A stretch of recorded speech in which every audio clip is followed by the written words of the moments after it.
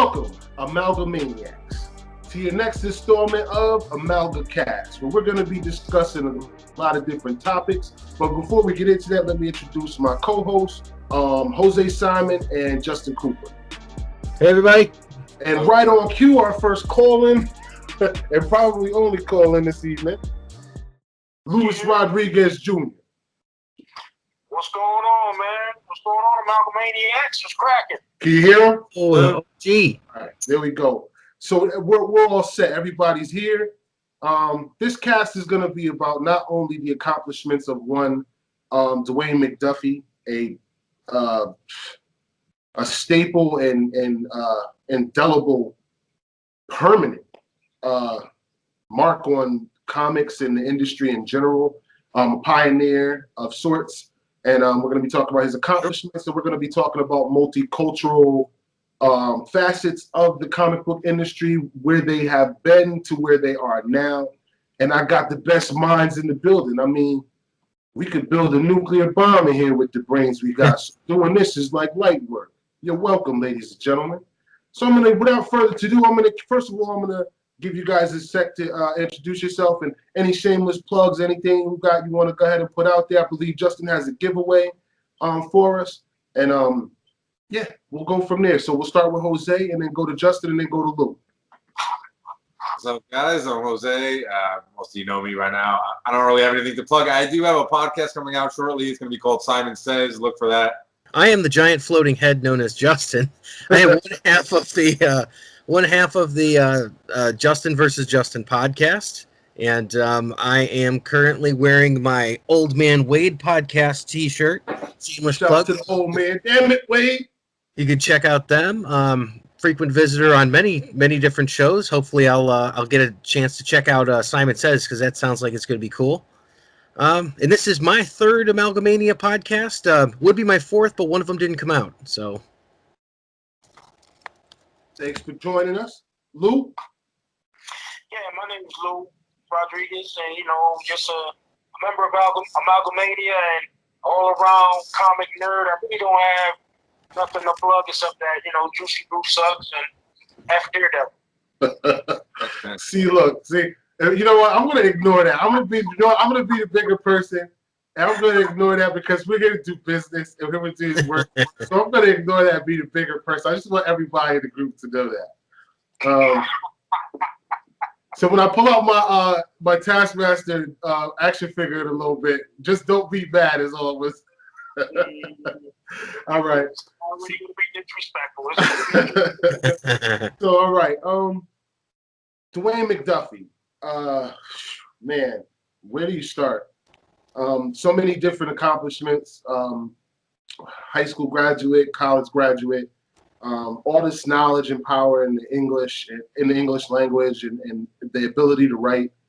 And he decides to take most of that talent and sink it into a culture at the time that was not only very popular with everyone. It wasn't as popular as it is today.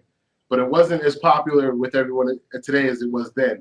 But also it was an industry where he was the minority in the door. So it was like a very competitive ground for him to step into, and for him to decide that this is something, to shoot for something like that. I'm going to be a comic book writer. I'm going to be a comic book artist. I'm going to go into this genre where, I don't exactly fit in and will have a hard time getting to an apex. And then doing the things that he did, I think, is inspiring for anyone of any walk of life, of any culture, of any creed, of any religion.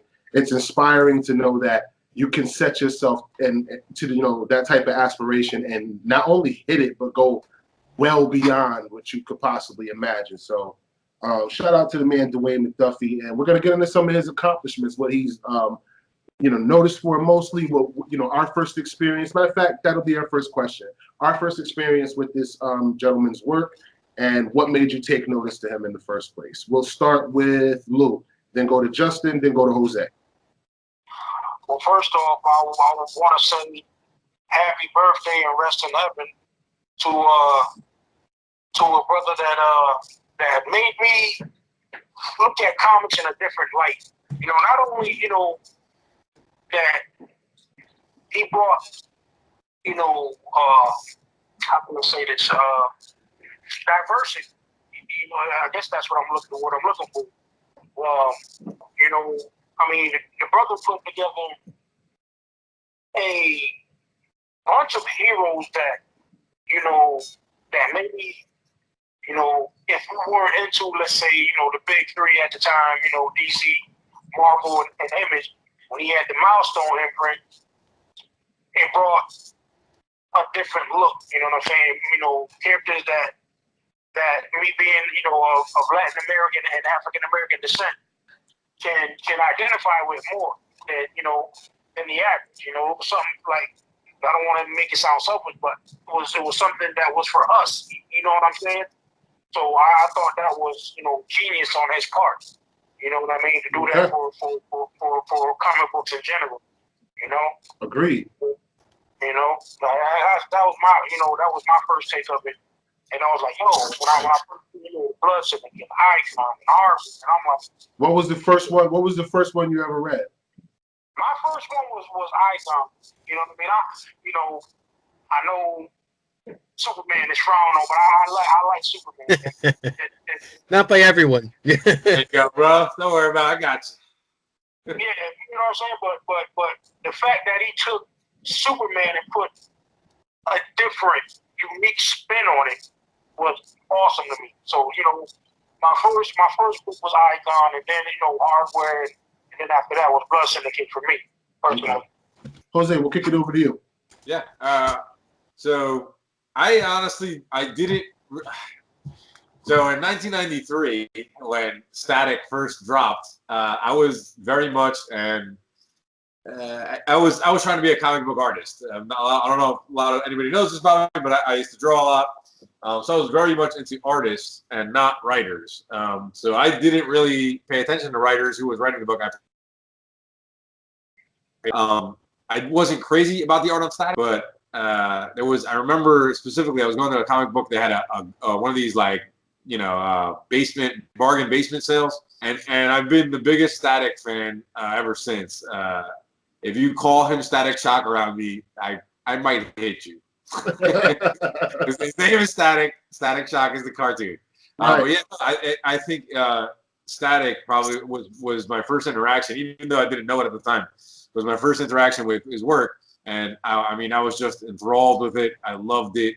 I recommended it to everybody, and there was a bit of blowback at that time because there's some today with this whole people trying to get diverse characters in, and there was a bunch of blowback of like, oh, they're trying to push these black characters on us, and I was just like, you just gotta read it, man. Like, it's really good stuff. Like, if you can get past all that and just read the stuff for what it is, it's a great book. And I've been a fan of Static since then, like I said, and I think it's such a cultural icon, and what he did with that character, which I'm going to touch on later, is super impressive, and I think really is the beginning of being able to introduce characters of color, brand new characters of color that that shows that they can have a lasting impact. All right, Coop, over to you. There's a couple of points you brought up that got me, so we're gonna circle back. We're gonna circle back around to that. But Coop, Yeah. I was realizing as he was talking and why I got up, I actually sent him a fan letter email to Dwayne McDuffie back when the DC animated came out of Crisis on Two Earths. So I tracked down his email and I sent it to him I was just trying to find it in my old phone there to see if I could. But to answer the question, when I first noticed who Dwayne McDuffie was, would probably be when I was like, gee, they're sure pushing Firestorm a lot. I'm like, gee, I wonder why. Who's writing this? And I looked, and sure enough, Dwayne McDuffie's name kept popping up. And specifically, there is a PlayStation 2 game that came out called Justice League Heroes that he wrote. Yep. That would be probably my first experience where I'm like, wow, this is really awesome. Who wrote this? They actually used a piece of that in the introduction to Justice League Unlimited. Yeah. A piece of the animation, they made it, they used it for the budget was real low back then. Right. You know what? I mean, they had Ron Perlman doing the voice of Batman, and I want to say Michael Ironside doing Darkseid or something. But that was a badass game. I loved it. Yeah. For me, wow, my first interaction with Milestone Media came later actually, and it's funny. It's really funny that I found out about Icon and Static and Hardware, but my interaction with them came after around the Infinity Gauntlet time in comics, like around the time that the Infinity Gauntlet came out, and I was actually chasing that story, trying to get every issue of the Infinity Gauntlet at the time. And I was just looking over, and I saw, like, and I've always been a real big fan of characters that, look like me, that, represent my culture. So I looked over and I saw this this Static shop. This Static comic, and I just remember how cool he was with the baseball cap on, and I was like, well, okay, I got to see what this is Well, about. he had a Malcolm X hat on. Yeah, and I mean, that's and I was like, whoa, wait a minute, hold on. This is okay, let me see what's going on. What'd you say? That was part of his uniform, the Malcolm X hat. The hat. So I mean, you don't think someone's messing around when they got a Malcolm X hat on. Malcolm X, especially around this time in history. It was like, wow, okay, let me see what's going on. So I picked it up, and I was amazed. And then I didn't realize that Milestone Media, what it was. I was a kid at the time, so cultural awareness wasn't really a thing. We were adolescents, so like it was about the girls for me, and I wasn't really paying attention to social issues, so it didn't click for me what Milestone Media was. Like I can honestly say I got the benefit from it, from liking the comics and buying them and getting them and being able to read about characters and look like me and represent me, but at the same time I didn't even know that was why they were there. Like that was the whole reason why I missed that entire part of it. And then I didn't understand that until I got older, and then I realized like what a powerful milestone this was in history. Like, that these people came together and did this thing. So it's like, shout out to that entire creative team over at Milestone Media that, made it possible for Blood Syndicate and Hardware and Icon and Rocket and Static and all these other characters to be able to, come to a surface and, like Jose said, make a mark and stay relevant. So yeah, that was my first experience with them. Moving on from that, I want to get into something I think we all could get excited about and talk about a little bit. Crisis on Justin brought it up, but Crisis on Infinite Earths and Justice League Unlimited. At the time, these are like the heavyweight champion of cartoons and animation at the time. And it was just such solid work, and I didn't realize how involved Dwayne McDuffie was with this project. So I didn't realize that he was so heavy in the background of them shows, and I'm sitting there watching, and I'm like, yo, these cartoons are so awesome and stuff. I didn't find out so much later that he was writing a lot of that stuff. Me too. Much later. As a matter of fact, to kind of counter you, Lou, I didn't, and guys, don't jump on me. I didn't even get into Justice League Unlimited until I was a grown man. Like I watched the Batman animated series because it was the Batman animated series, and the Superman animated series because it was a Superman animated series. But I didn't I just couldn't after them two. I was like, huh? Because you secretly love Superman. Of course I do. I just really love Superman. But so I did see those two, and I thought to myself, like, okay, once they came out with the Justice League, it was too much for me at the time. It was too much information. Marvel was kind of, as far as the publications go, Marvel was the heavyweight at the time. So it was like, I don't want to do the Justice League cartoons. I want to follow comics. So I did.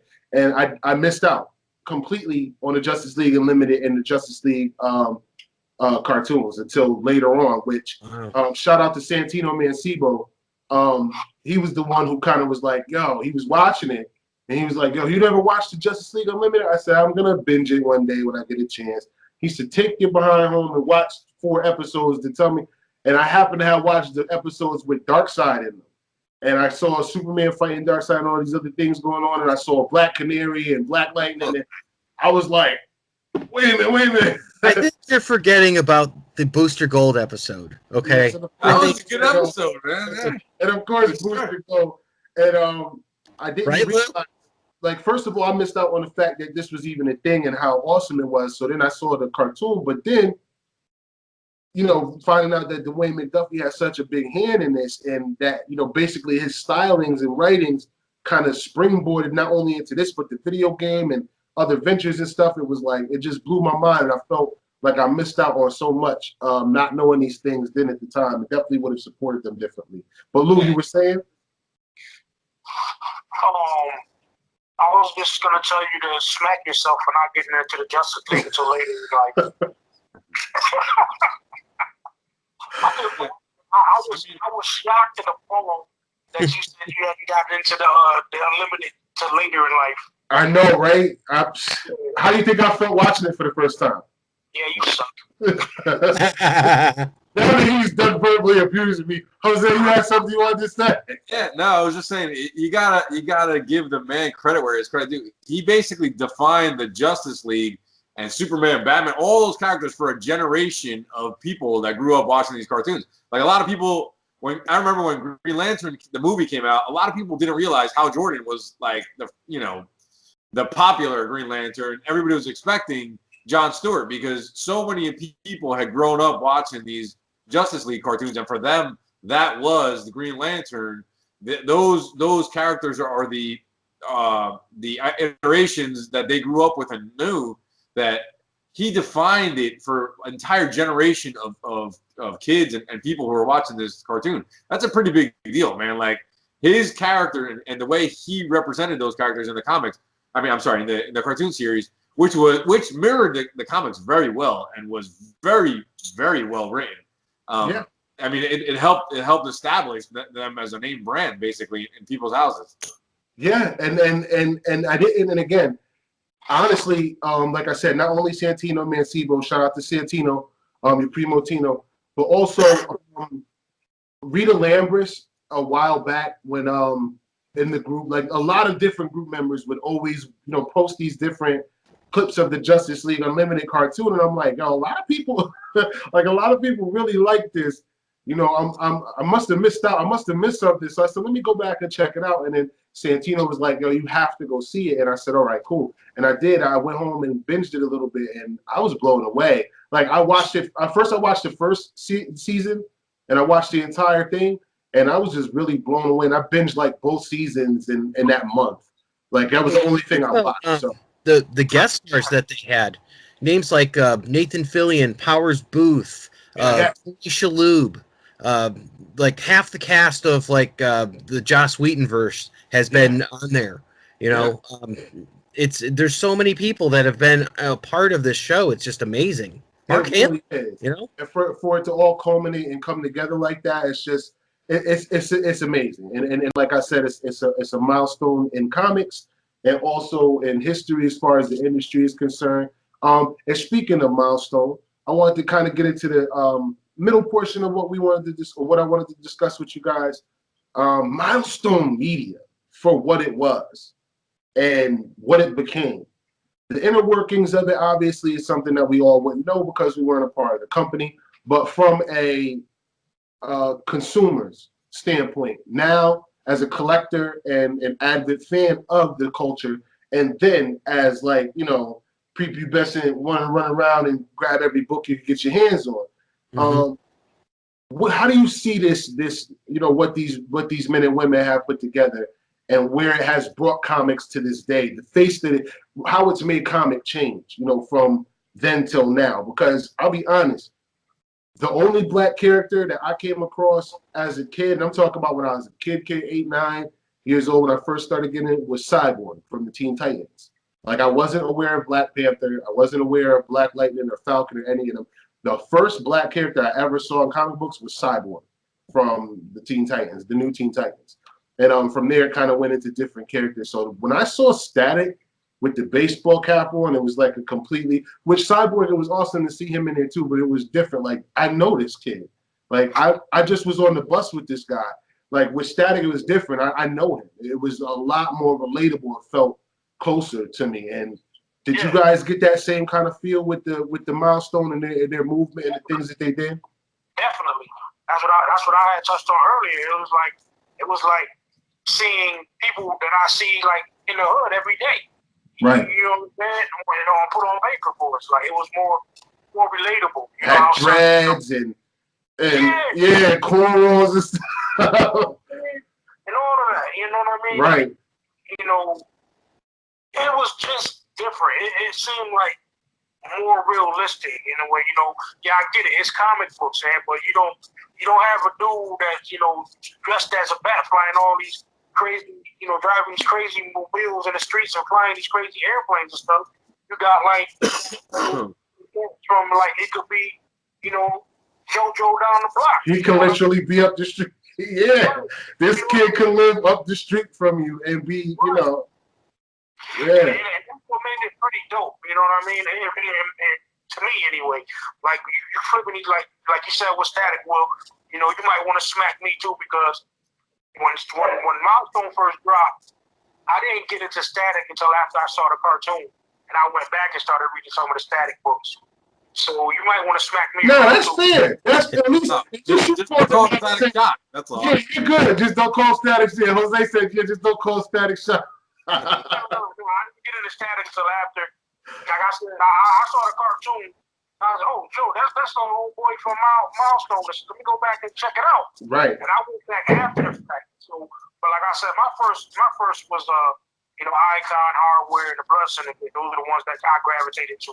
Okay. But so for me, giving you a hard time about the Justice League Unlimited and the Justice League cartoon, you can smack me around because I got into Static a little late. All right, good. I'm gonna put that on my list. Jose, you go. Milestone Media. What did this company for you change? And now again, but as you guys hear me? Because you froze. Yeah, we can hear you. All right. So I mean, I hate to say it sound like the bad guy, because to me, I think Milestone. Now we look back on it, and it is acknowledged. At the time, however, I think it was kind of an abject failure, but a failure that was very much necessary. And one of the awesome things about Dwayne McDuffie is that he learned from his mistakes, and that was the real good part about it. Because the dude, then he started doing like Justice League Unlimited. He got that going off, and he was like, okay, I did this so well, give me another series. And then he made his own series, Static Shock. And he was able to showcase all the things that he was able to do, or he was able to reach the audience that he couldn't reach with Milestone. Because you got to remember, in 1993, when Milestone was coming around, diversity in comic books wasn't a big thing. It was. I remember reading about it in Wizard and all that, and it was kind of a hard sell for a lot of non-whites. Or rather, for whites. Like, let's be honest. Let's say comic consumers in general. I mean, you think about the movies that came out that year. It was The Mask. That was the biggest comic book movie besides maybe Batman Forever. So, exactly. It's years and years of company executives in Hollywood telling people and dictating, no, everything's got to look this way. So that's how it was. And you know what? And I think that's a huge portion to kind of piggyback off of what you guys were just throwing back and forth is, how much control did the industry have over the demise of Milestone, and why? Was this something that they weren't ready for? Was it something that they said, look, this is, because for it to be housed in DC Comics, and at the time DC wasn't the powerhouse that it is, today. I just don't think it had. I mean, I want to be fair and say they had really good stories, but in 1993, this is the heyday of Image and X-Men, and they just didn't have the selling point. Like at this point, Valiant, at this point, Valiant was even selling on top with Marvel and DC. So, I mean, to talk about the big three, I mean, it wasn't the big two anymore. It was the big three: Marvel, DC, and Valiant. Image was a couple years away, but I mean, they were still holding it down to the fact that, like, X-Men, like the market share just wasn't there for them. And on top of that, being a diverse comic book, there was a lot of people that couldn't relate or didn't want to relate. Let's put it, to be honest, didn't want to relate to something like that. So even though they put out quality stories and it was good, and like we could look back on that now and be like, damn, this should have done a lot better. At the time, when with X-Men selling out, like 10 copies of their foil covers, and same thing over in Valiant with Rye and the Ninjak and all that stuff.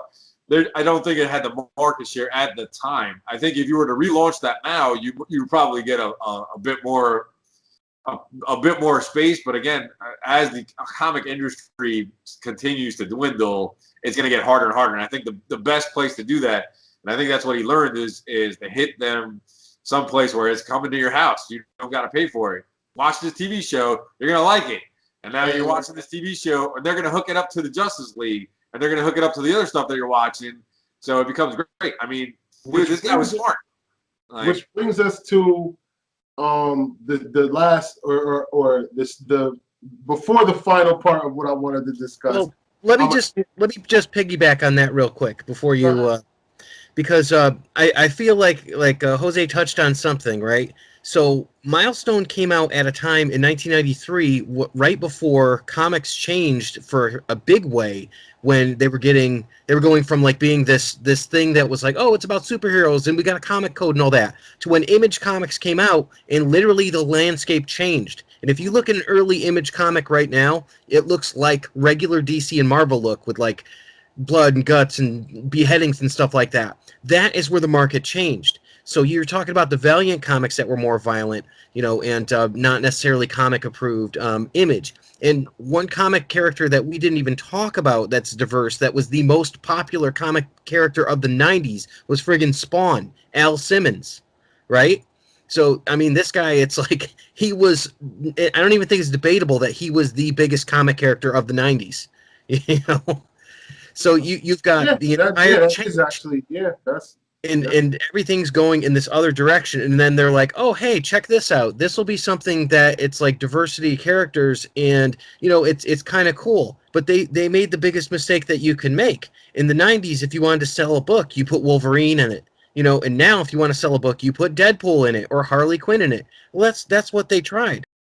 So these are kind of the mistakes that they made, and I mean, they did make good mistakes, but it was unfortunate timing. That's what I was going to lead into next as far as timing is concerned. I wanted to kind of segue into these efforts and what they've transmuted into today. Dwayne McDuffie's name, if you pay attention to Young Justice Season 3, pops up a lot. Not only because of his contributions to the characters that these characters were based off of, but because a lot of these characters he has rights to, like Static and Hardware, and a lot of other people are in Young Justice 3. So again, I wanted to kind of touch on this, the face of comics that has changed because of these efforts. Like we said, ill-timed at the time that they came out, and they didn't have the support that they needed, and there was just all of these issues that didn't make for it to be such a success at the time. But was it really a success in waiting, like a diamond in the rough? Because even after this man's death, he's not only being recognized for his work, but it's given us what we need. Like, how many different diverse characters are there in Young Justice? You got people from Markovia, you got black people, you got aliens, you got, it's like everybody's involved. The unfortunate thing for McDuffie is that his contributions really hit now. Like they, unfortunately, he passed, and all that stuff, all that groundwork that he laid out is really coming to pass right now. Like, this is the golden era. Like, at the time, maybe it didn't work how he wanted it to, but he laid that foundation so that now everybody that can go back and be like, this is some good stuff. This is works. We should do this. These are good characters, et cetera, et cetera. Yeah, for sure. Legacy is very, and I just wanted to kind of piggyback off that before I pass it to Coop and Lou. Legacy is very important. I was just talking to a friend of mine today about doing things and seeing yourself in what you do and what's important in the moment. Because if you try to project what you think you want it to be later and you're living for that, there's a chance like this gentleman, you may not see that. But what's your attitude and what was in your heart at the time that you formulated or made this thing or did this thing resonates throughout time. And this is proof of this. This isn't a question I'm asking. This isn't up for debate. What this man did and his attitude and why he did what he did, like Jose said, he didn't just say, okay, well, this didn't work, so screw it. I'm just going to make this money with Marvel, make this money with DC. He said, no, I'm going to find another way to get this message across. I'm going to find another way to plug this into people's homes. I'm going to find a way to make this work, and he did. And because he had that attitude, and albeit he maybe not have been able to see it, but the benefit from it, us as fans, us as people who are interested in multicultural characters, look at the benefit that came from his stick-to-itiveness and his attitude and his humble, at that time. And that's a lesson that we should all take with us as an anecdote. But go ahead, I'm going to kick over to Coop and Lou. Well, I'll say on this one, there's a famous quote that he has. I don't know it verbatim, but he's talking about how he wants to see one day, someone dressed up, of any color where it doesn't matter as Static, walking around a Comic-Con. And that would be the defining moment of his career. Because then it wouldn't be just, oh, here's another black character. Here's just a character that people resonate with no matter what. And I always thought that was such an allusion to, what Dr. Martin Luther King said, where it's like, the sons of slaves and slaves owners sitting down together and all. And I'm like, wow, it always resonated with me. And for this guy, I could say the stuff that we haven't talked about that he's done, Ben 10. Yeah. I was waiting to drop it. We were going to get into that because where it's going to now, and we're going to get into all of that. You talk about a diverse cast. I mean, he's multiple personalities, multiple powers, and all that. But most importantly, I think he made me love Firestorm and Mr. Terrific. Great characters. I love Mr. Terrific and Justice League International. Great, Unlimited. But great character. Yeah. Not so much on Arrow, he's like, but on the other ones, he's a great character. Me and Lou were just getting excited because of the next DC animated movie coming out. They got Black Lightning. Mr. Terrific in it. Oh, great! Yeah, I forgot what was the name of that, Lou. They're fighting Justice League versus the Fatal Five. Fatal Five. Yes. Okay, yep. Yeah. It's the segue into I think what they're going to do is Forever Evil.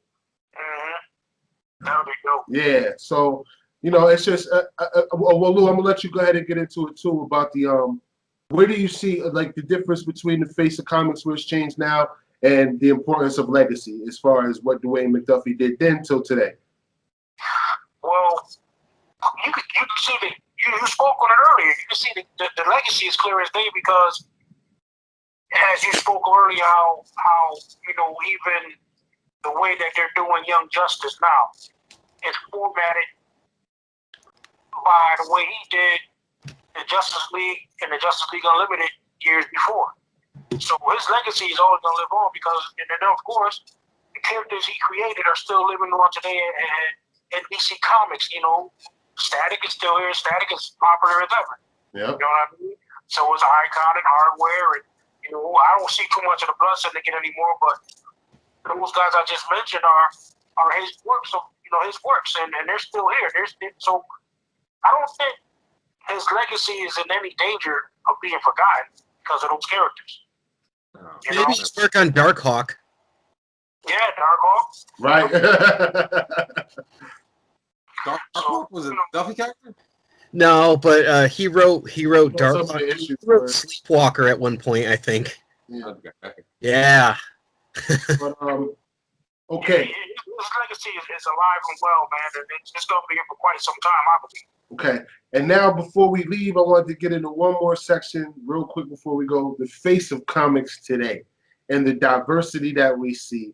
And how happy are we as fans to see some of the things that we see. And I want you to each bring up a few different points of where you can see the multicultural, multi-diverse, where that really hit comics and how it's changed things and what it brought to you as a fan and why you like it. So we'll start with Jose. We'll go to Lou, then the Coop, then to me. All right. This is probably gonna get a little controversial here. All right. So, I am not a fan of putting other characters of color into other people's roles. So I don't like Sam Wilson being Captain America.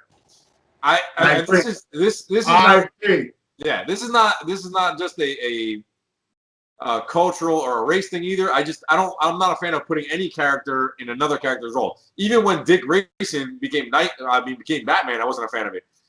To me, it speaks of like this character isn't popular enough, so the only way we can make him survive or be good enough is to put him in this guy's role.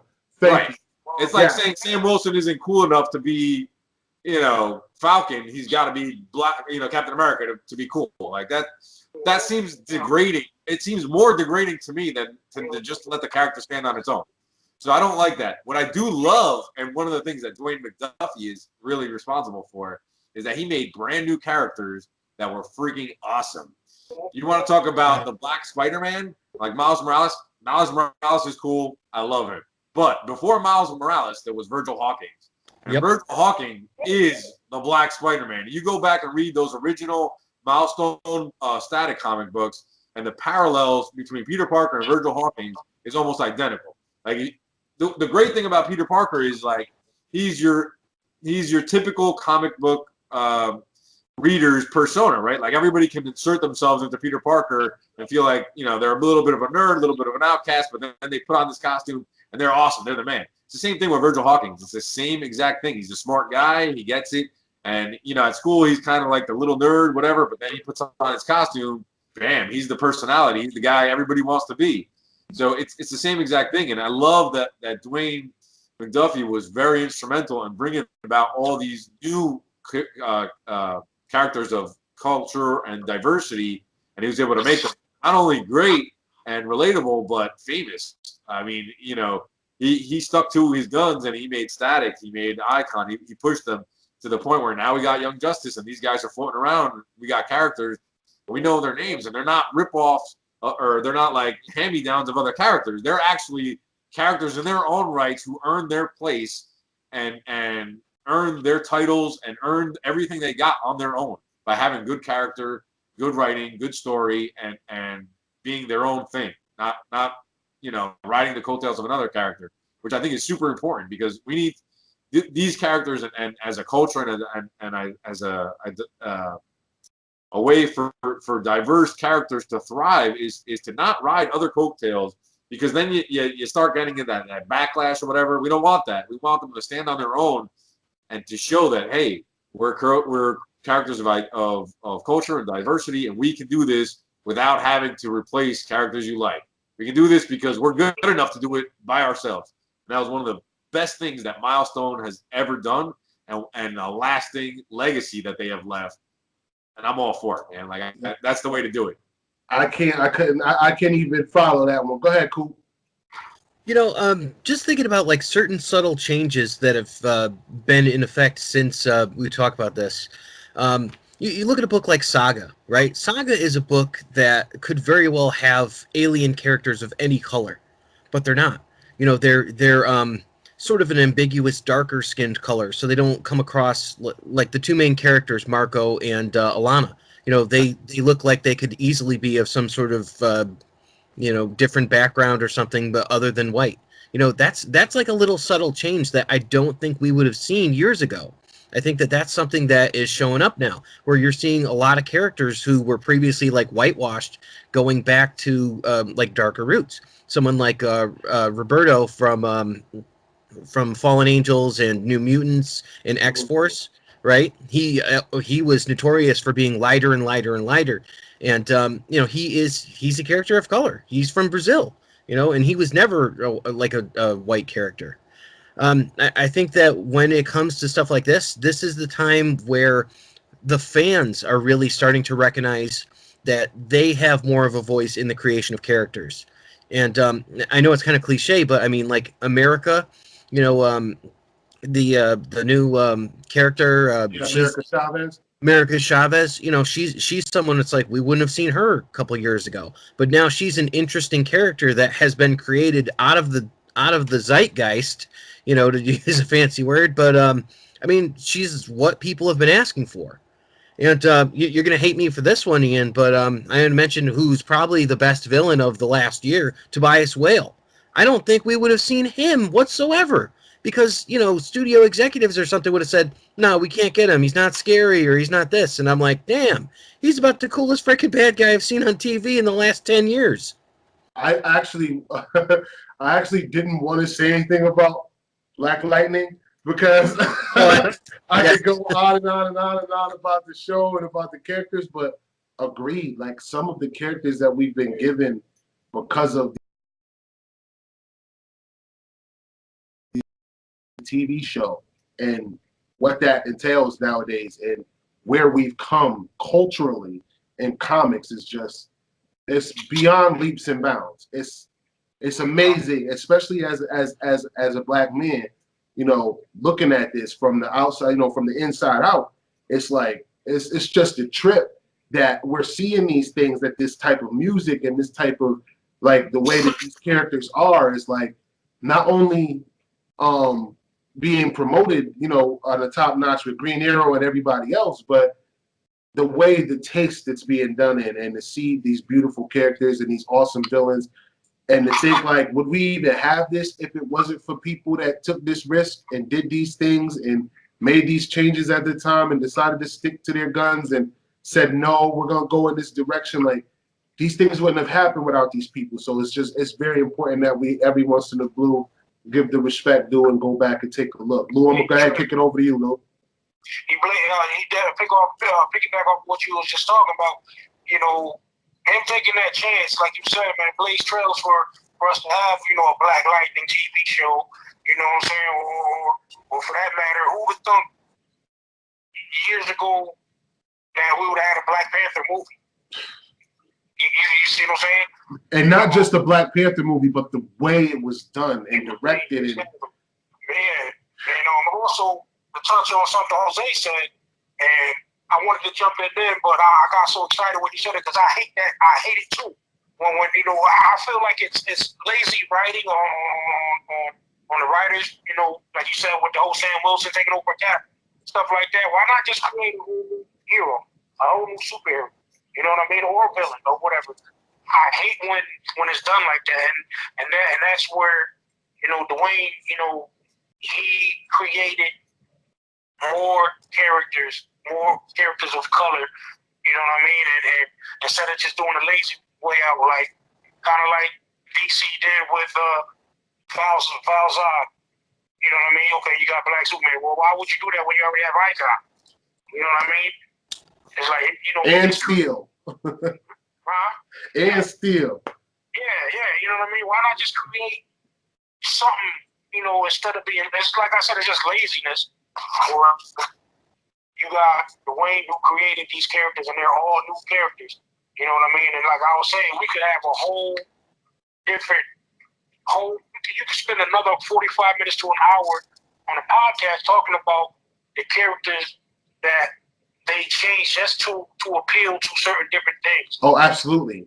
We could have, you know what I mean? Like, I could, you know, go on with that, you know, forever. And like I said, when Jose said it, I was like, yo, you hit the nail on the head because I hate it. I can't stand it. I hate it when Sam Wilson was Captain America. I hated it. Yeah. I'm like, yo, come on, man. I think Miles Morales is probably the only, and I got to agree with Jose on that. I think Miles Morales is like the only exception to that rule because it feels like, even though he's, you know, Spider-Man, it feels like a new character. It feels like a new character. Interesting, though. Yeah. How did we talk about Prowler from Into the Spider-Verse? Right? Prowler, right? Spider-Verse? Oh, my God. That is a famous Black character. A lot of people don't know. But see, that's another thing with some, and with superheroes is you got to kind of give that over and that kick over to that. Some of these characters are completely covered, so you don't know, like Spawn. A lot of people don't know Spawn is Black because he's scarred very badly, and on top of that, he wears a mask almost all the time. So you don't really know he's Black unless you're like a fan from the beginning, and then you get into his lore and this, that, and the third thing. Same thing with Prowler. Most of the people who had experience with Prowler don't know he's Black. Well, if anyone watched Gargoyles, he had the same voice, and technically he was Black too when he turned human once. All the Gargoyles is Black. First of all, let's get that straight. All the gargoyles is black. They're from the boroughs, and they all got attitudes, and all the gargoyles is black. We're not even gonna do that. You know what I'm saying? All of them. What was that character's name? Somebody help me. I can't remember his name right now. That was an Image, and it was a big to do thing. Like and when he finally unmasked, and everybody made a big deal about it because he was a black man. Shadowhawk. Yeah. Shadowhawk. Yeah. And they're like, oh, he's black. And I was like, Yeah, but he was like, he also had AIDS. you haven't seen him in years. He shows up in like in issues of Bomb Queen now. You know. Wow. Yeah, he was actually an Image. That was one of my visually favorite characters. I would see him and be like, okay, what do we got here? What's this about? I was amped up when he unmasked. I was like, oh shit. I didn't even know that. I didn't know he was black. Yeah. It was like a secret. Yeah. Chapel, right? That Chapel. That's when everybody, it was revealed that he was a black man under the mask. Okay. And also, my boy Taskmaster is black, in case you didn't know. I did know that, as a matter. I didn't know that, actually. Really? I thought, wasn't he a white blonde guy? I thought he. Okay. I mean, him and his little rocket sled. Yeah, he comes with the rocket sled for the Marvel Legends series. I mean, he's a loser, so he doesn't come with like the Holy Cross like Daredevil did, you know, in the Marvel Diamond Select. But where's my boy? Where's my boy Black Knight, bro? You don't got. I actually don't even have a Black Knight action figure, so we're gonna get it. I gotta get me one. I don't even know if they make Black Knight. Here, you know, talk to me then. The Ebony Blade, yeah. Well, ladies and gentlemen, before we get out of here, I just wanted to say, I think I speak for me and my panel entirely when I say tolerance and acceptance and understanding are things that we cannot go without in this industry and in life. I think that these are all things that we have to learn to have, if not for one another, then for the different people around us, only because even in our differences of skin color and religion and creed and Marvel and DC and Doctor Strange versus Dr. Fate and whatever else we are different about, I think that how we accept other people, regardless of those things, says a lot about us as a person. So even if you're not going to accept those things because you like them or want to deal with them, do it because you're a good person and you want to reflect that into the world. You want to reflect acceptance and understanding for something. Because I think that with these guidelines and have these people show us, like Dwayne McDuffie and these other artists and writers throughout time that have shown us that if we allow for this and we don't make it a personal angry thing and we just do it because it's what's needed, it could take us places that we never would imagine and find ourselves. And that's I think the biggest message of all of this is just acceptance, understanding, and tolerance are things that we must have in anything we do in life. So please try to, exude those things and have those things for your fellow man, because you never know what it could create. And you never know that the long-lasting effect those things will have later on in time. This has been your next installment of Amalga-Cast. My hosts, again, with me, Jose Simon, Justin Cooper, and Luis Rodriguez. And we're going to be signing off until next time. Thank you for joining us.